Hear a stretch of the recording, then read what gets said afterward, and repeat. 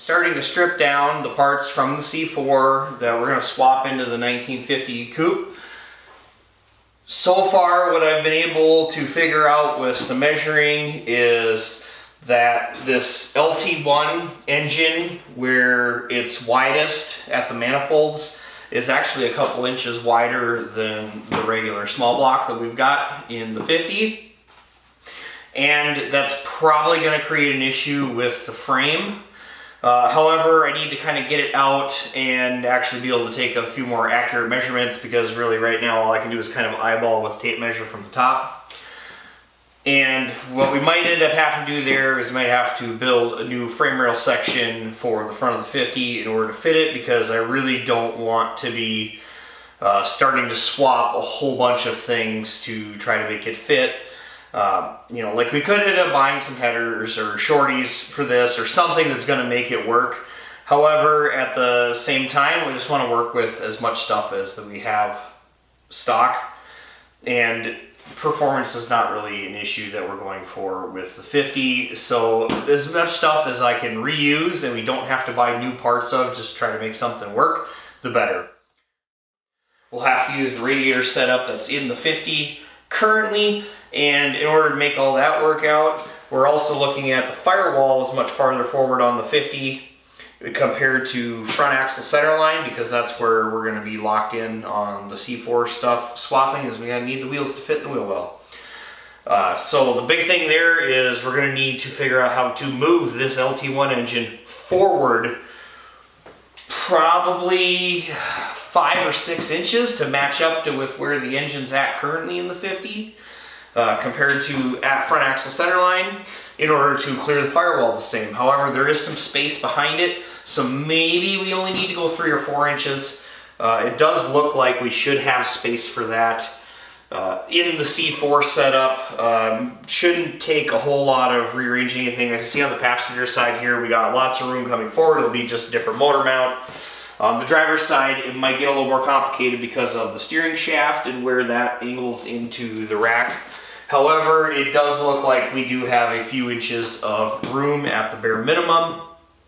The big issue that we might run into is how close the exhaust manifold gets to that steering rack, and whether or not we're going to run into any potential problems of too much heat going into the U-joint.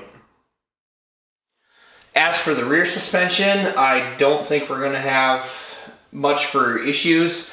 There's actually like a 4-link system trailing arm setup that bolts on right here, and we'll be able to unbolt that and really should be able to just build a mount bracket for that wherever we need to put it on the 50. I don't think we'll have any clearance issues there. I was measuring the width. We might have to notch the frame a little bit, but that might be the big extent of it, putting it in. Other than that, it's just going to be getting that subframe mounted up, which should just be some new cross members. Shouldn't be that big a deal for the rear section of the C4.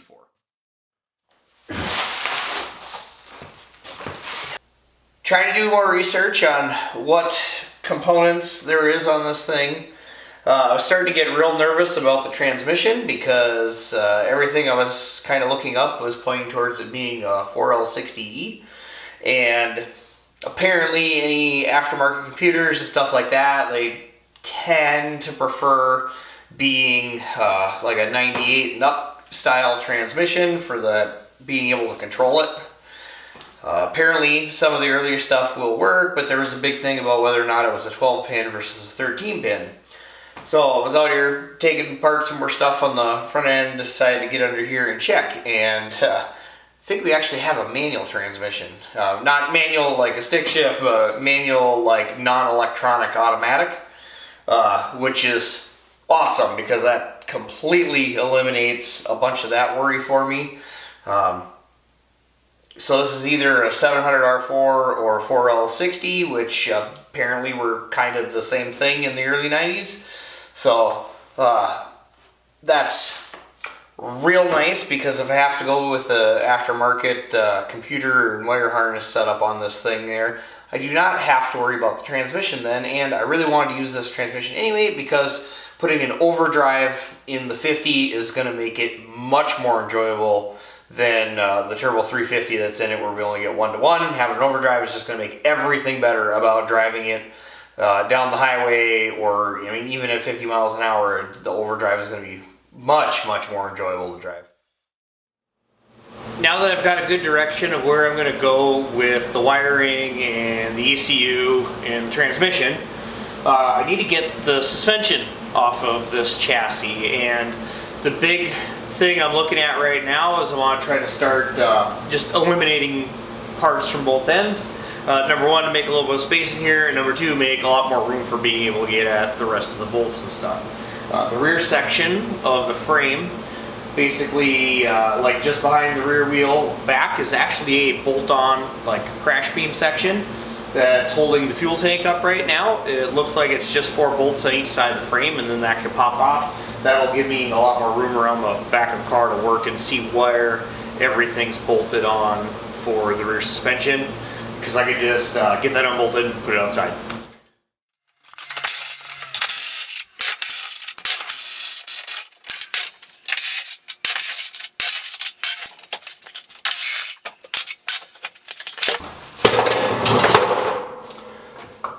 Well, the gas tank was empty.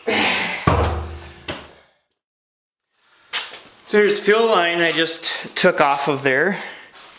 Not for fuel injection systems. And it was on both the pressure and return side. Alright, getting a better look at the back here after cleaning up a bunch of the crap that was laying here.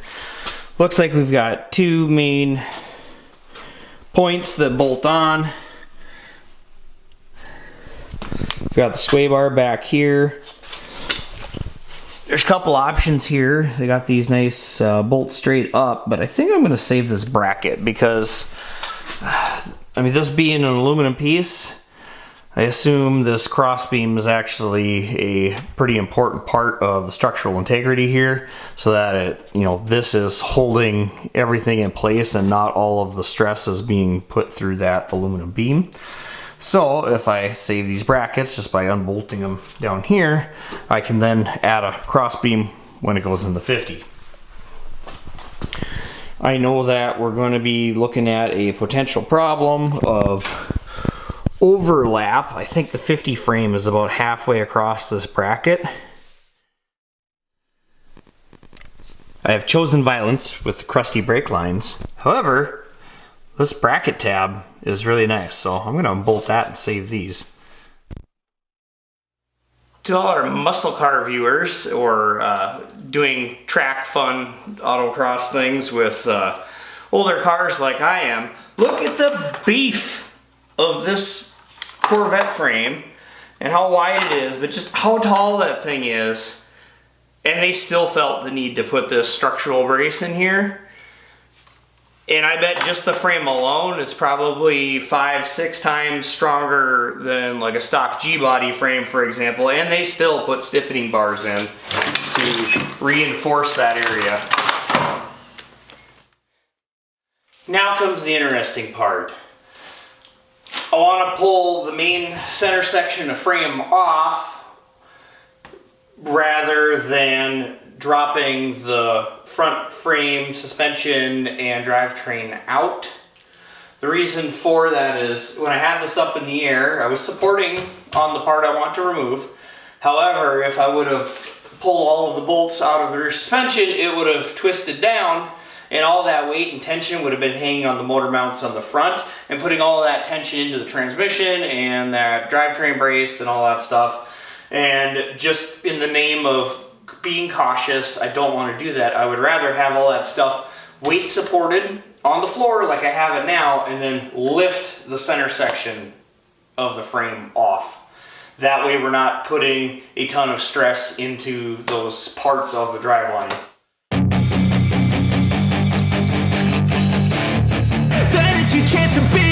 Hey kid, don't ever let them get inside your head. They'll tell you what to do in life instead of everything you know that you could get. Don't let them guide your life towards regret. I'll fight for what I love with every breath. My past is filled with things I won't forget. I use them all to push me to my best. So treat the worst of times just like a test. only I could go back in time, I'd tell myself that everything will end up alright. Just push yourself, test yourself, figure out what you like, and find your limits, don't be rigid, always work towards a prime. Surround yourself with open minds, people can change your life. A few friends with intent can help you feel alive. Find a passion, take some action, and with a little time, just be patient, make a statement, try to enjoy your life. They'll try to kick you while you're down, they wanna rise up while you drown. They wanna fill your head with doubt, they're silently scared that you'll figure it out. I'll make it look like I'm losing, won't bother hiding my bruises. And when they finally think you're wounded, then it's your chance to be ruthless.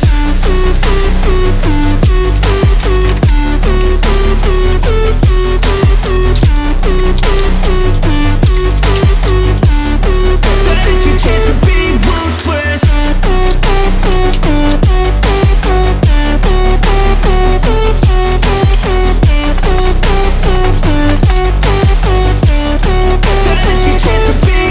They don't wanna see me make it, they don't wanna see me care. Anytime I make some progress, I can see that they compare. I think everyone's against me, maybe something in the air. Am I paranoid? I swear a void is forming and they're scared I walk a straight path. Not many can say that, I'd like to play fast. Cross me and there's payback, you better pray that I don't see your face at any place that I go. I know you hate that, I've been doing fine, I'm not wasting any more time. I live for the fight and the climb, and I think that the pain that's deep inside is what defines. So I won't give up, I'm gonna make it to the top. I don't care what's in my way, I swear I'm never gonna stop. I could fall flat on my face and I swear I will get back up, cause I don't deserve a thing. This is where the difficult part's going to come in about this swap. So you can kind of see the engine placement to the axle center line on the Vette, and just how long the front end is versus how very short the front end is on the 50. And it's looking like it's almost 7 inches difference in the engine placement.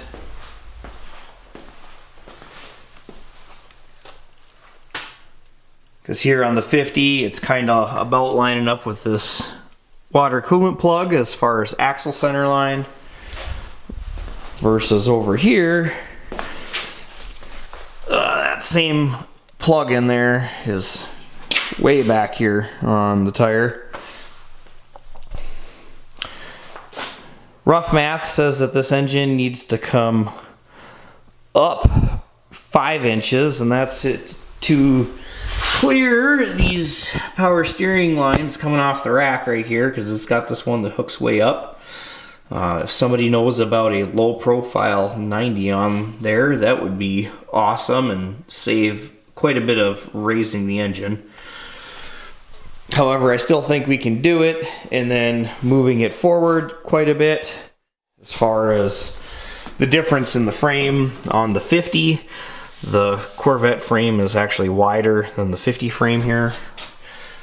And I don't know, it'll take a little bit of figuring it out, but I want to be able to get everything in place before worrying about that too much.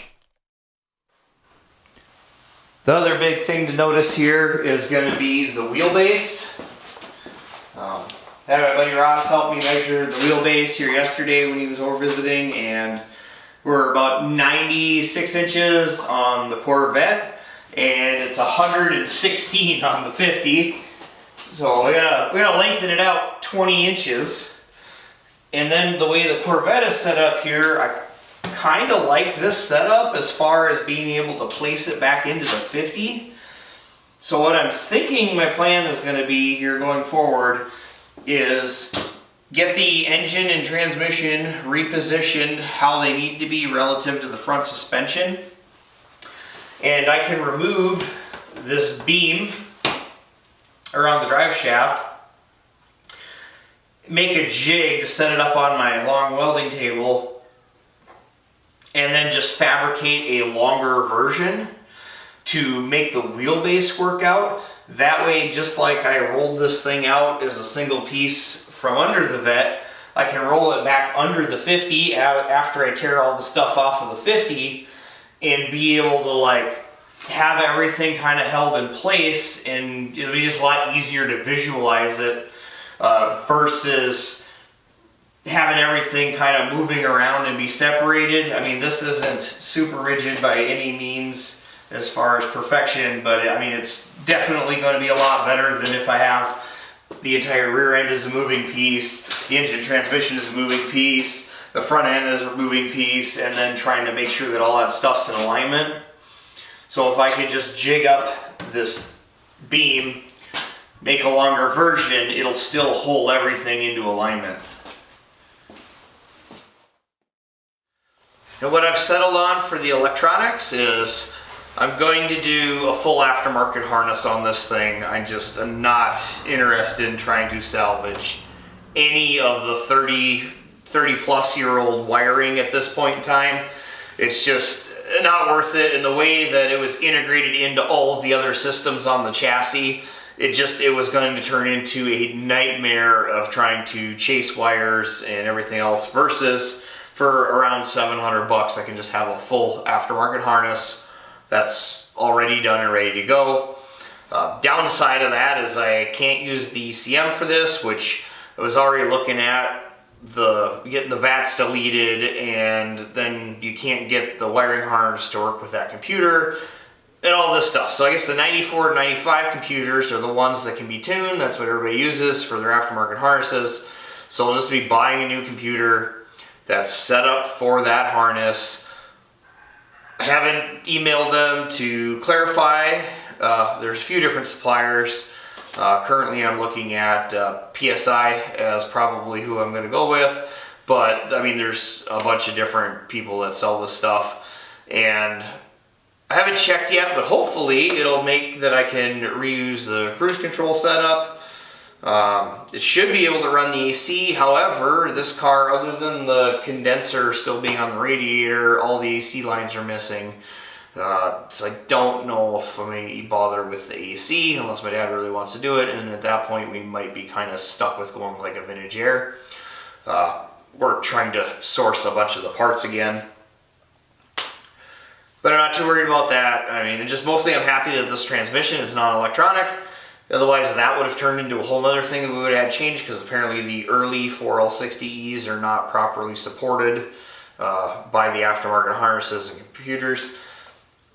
But I want to go with that 94, 95 computer because this is staying stock. It can keep a completely stock tune on it.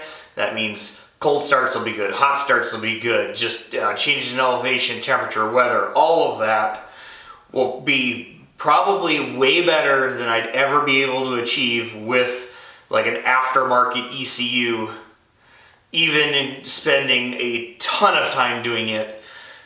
And quite frankly, the balance out is the aftermarket ECU is a couple $100 more, and then I'd have to wire all of the connections and everything, because there isn't just a drop-on harness.